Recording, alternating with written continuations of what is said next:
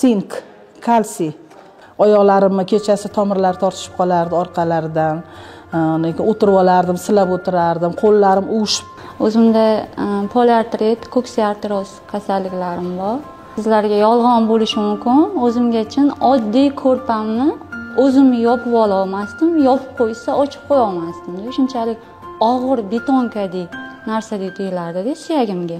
Даже ovqat qotganimda pichoq ushlay olmasdim, qo'lim qiyshayib ketardi anaqa qilib. Defektlarim ham bor mana. Ko'p yura olsam 100-150 metr yura olardim. Undan ortiq yura olmasdim-da. Nima deydi, cho'kayotgan odam xasga ham yopishadi degandek, buni ham maslahat berishgani uchun bir ichib ko'raychi deb shu tanishimga ishonganim uchun bir ichgan aqam bilan, ishonch bilan ichib ko'rdim. Kalsiy bizning yoshimizda ayniqsa hozir kalsiy kerak, уже 60 dan oshganman.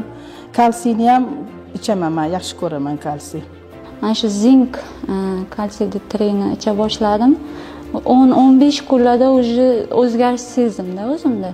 Mana shu zink ichganimdan keyincha shu menga yaxshi yordam berdi. Keyin ertalab turganimda mana shu suyagim qotib turmasdan yengil tura boshladim.